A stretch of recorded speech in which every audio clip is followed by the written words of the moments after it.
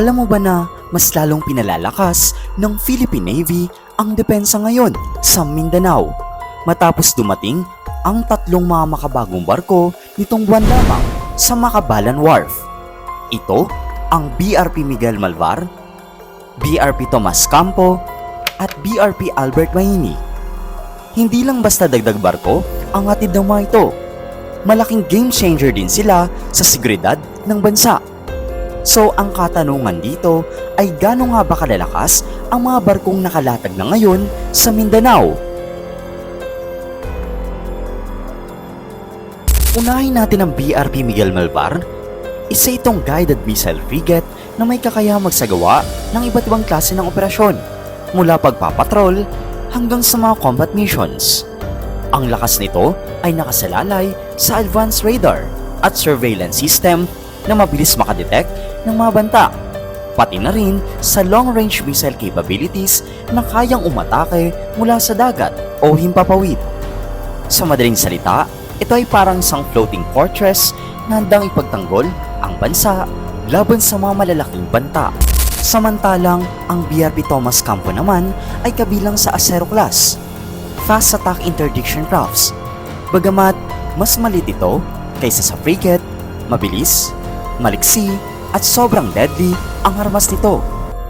Mayroon itong Spike ER missiles na kayang tamaan ang target mula sa malayo na may mataas na accuracy, at Typhoon remote controlled weapon system na nagbibigay naman ng mas mabilis at mas precise na depensa.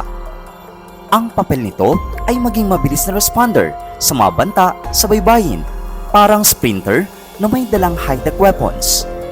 Maring ang ilan sa mga armament na ito na nababanggit sa tatlong barko ay hindi pa fully installed.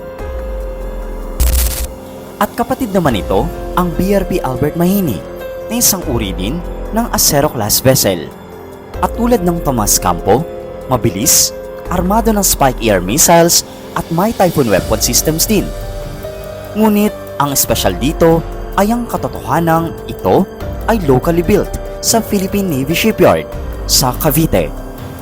Maliban sa lakas nito bilang combat vessel, nagsisilbi rin itong simbolo na kaya na rin pala ng Pilipinas na magsimula sa sariling defense industry. Isang malaking hakbang patungo sa self-reliance sa larangan ng depensa ng Pilipinas.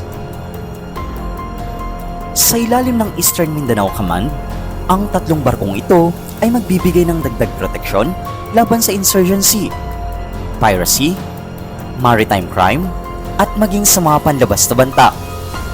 Mas matibay ngayon ang seguridad sa Davao, Soc-Sargen, at Caraga dahil sa kanilang pagdating.